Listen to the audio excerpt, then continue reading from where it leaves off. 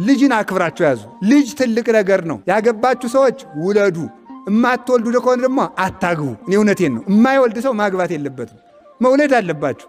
ስለዚህ ልጅ ያጸድቃል። አዳምን ያጸደቀችው ልጁ ማርያም አይደለችም? እመቤታችን እሷ እኮ ናት ያጸደቀችው። መውለድ ያጸድቃል። ይውላችሁ መውለድ ያጸድቃል። እመቤታችን አዳም ወለደ፣ እመቤታችን ክርስቶስን ወለደችና አጸደቀችው ማለት እኮ ነው። እናንተ ባይሆንላችሁ ጥሩ ልጅ ብትወልዱ እኮ ያጸድቃችኋል። የአንድ ሰው ነበረ፣ እንዲያውም ይገርማችኋል። ክፉ ሰው ነው፣ ኃጢአተኛ ነው። ኋላሳ ሞተ፣ ሲኦል ገባ። ልጁ ምን ይሆንለታል? ጳጳስ ሆነ። ኋላ ሲጸልይ አባቴን ማርልኝ ሲል በሦስት ወሩ አባቱ በራእይ ተገልጦ እስተ ጉልበቱ ድረስ እሳት ውጦ ተዚያ በላይ ደህና ሆኖ አየ።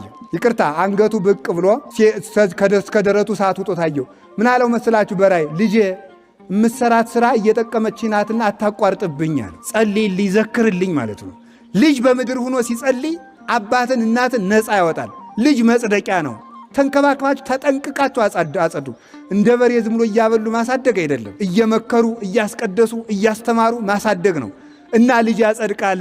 ልጅ ለማጽደቁ ሌላ ማስረጃ ሳያስፈልግ ክርስቶስ የዳዊት ልጅ ነው፣ ዳዊትን አጸደቀ። የአብርሃም ልጅ ነው፣ አብርሃምን አጸደቀ።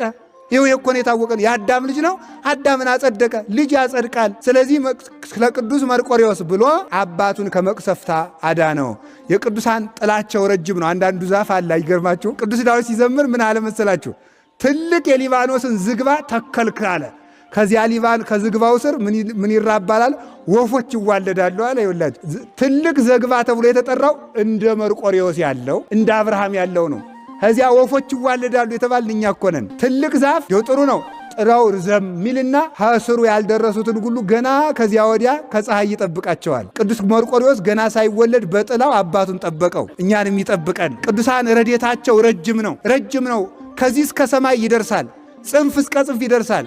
እግዚአብሔር እኮ ቅዱስ ክርስቶስ ሰምራን ክንፍ አበቀለና እስቲ ክንፍሽን ዘርጊው ቢላል ክንፏ ከምስራቅ እስከ ምዕራብ ድረስ ደረሰ ይላል። አሁን እንደዚህ ያለ ክንፍ አብቅሎ እንዳይመስላችሁ እዚህ ላይ ብቅል የሚል ቃል ኪዳኗ ነው። አያችሁ፣ ቃል ኪዳኗ በምድር ያለውን ሰው ሁሉ መሸፈን ይችላል ነው፣ ማጽደቅ ይችላል፣ መሰብሰብ ይችላል ነው። ቅዱስ መርቆሬዎስ አባቱን ጠበቀው። እነዚያን አራዊት ከቤት ወሰዳቸው። ተሰማ ቅዱስ መርቆሬዎስ ተወለደ።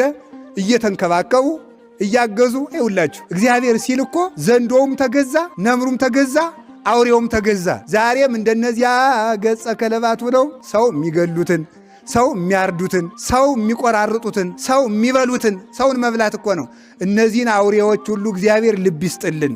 ቅዱስ መርቆሬዎስ ከዛሬ ጀምሮ ቅዱስ መርቆሬዎስ አውሬዎችን ሰው ያረገ አምላክ ነውና በኢትዮጵያ ያሉትን አውሬዎች ሁሉ ልባቸውን ይመልስልን። አውሬ የመለሰ ነው መርቆሬዎስ።